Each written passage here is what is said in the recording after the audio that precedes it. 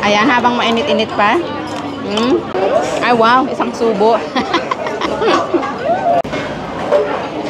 Andito po tayo sa noodles na tig 20 baht lang ang isang mangkok. Mangkok talaga. Ito po yung isang sikat na noodle shop dito sa aming lugar sa Ayutthaya. Ayan, napakarami pong tao at kailangan ng number. Wow, number 1.ร้านเพิ่งเต็ม Tamay number 1. เพราะว่าร้านมันเพิ่งเต็มไง อ๋อ เราก็เลยได้แบบอยู่ที่นี่ Okay. So malapit po ito sa temple na tinatawag na Wat Mahathat. Siya may po? Mahathat Temple na laging pinupuntahan ng mga turista at ng ating mga kababayan na nagpupunta dito sa Thailand. So ayan, ito po yung tinatawag na boat noodle. At literal na nasa boat po sila. Ito po ang isa sa specialty dito sa aming lugar sa Ayutthaya. Ayan, pati po sa kabila napakaraming tao. And they have Michelin Awards 2025, 24, and 23. Ayan, merong tagalagay ng mga sahog sa mangkok.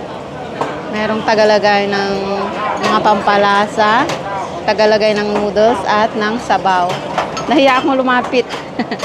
Nahiya akong lumapit dahil ang dami po nilang customers. Naglalagay din po sila ng mga chicharon. Ayan. At meron ding mga gulay. At meron ding mga parang mga halo-halo. Meron na po tayong table.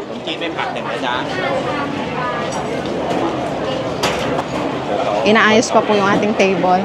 Ayan. So gusto daw nila ng chicharon. Wait. Jai tangkon. 20 เอา5 ถุงค่ะ ขอบใจมาก Ayan, 5 po yung bibilhin natin. Anoนะคะpaเดิน So kailangan na munang bayaran yung chicharon mga kaumami. Cha tayo ma แล้ว Chai tea. Wow.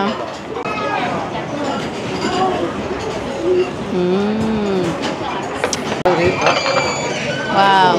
อันนี้หมูใช่ไหมพ่อ หมูไม่เผ็ด Okay, ito po yung ating mga pork na non-spicy. So 20 lang po ang isang mangkok mga kaumami. Here's another.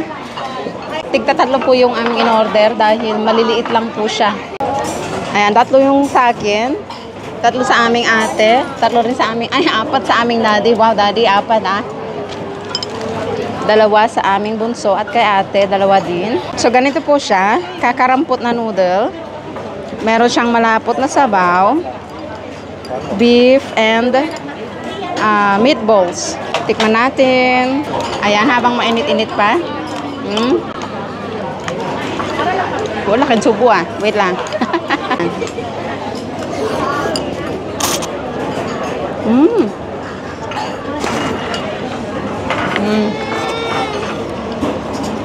Maanghang.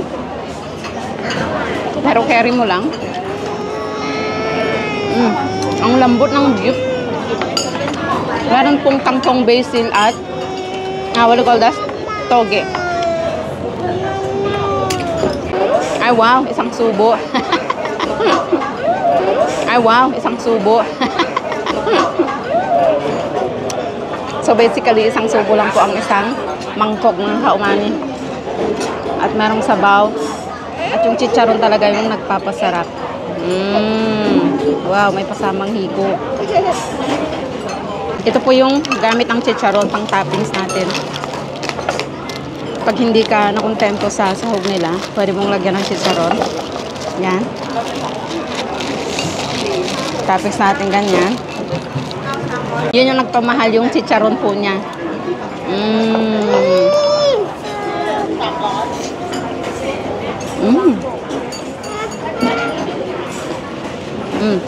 Yun yung nagpasarap. Meatballs or beef balls.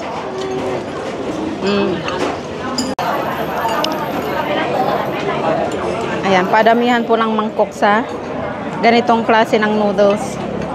Naka-4 ang gagawin namin. So ayan, pauwi na po tayo at meron pa tayong mga nabiling pangkape mamaya. Nagrereklamo po ako sa aking kinain na noodles. Hindi siya ganun kasarap today. Ayun pala, nilagyan ng asawa ko ng suka. Hindi ko nakita, kaya pala parang ang asim. Usually kasi kapag siniserve na nila ay tinitimplahan na nila. And kailangan mong tikman muna bago timplahan ulit.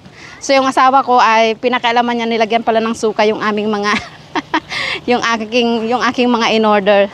Pero masarap naman, masarap. Recommended po ang noodles na ito. Pag kayo po ay namamasyal ng Wat Mahathat or Mahathat Temple dito sa Ayutthaya, pasyalan nyo po ang noodle shop sa kabilang side lang ng kalsada. So yun lang muna, napakainit.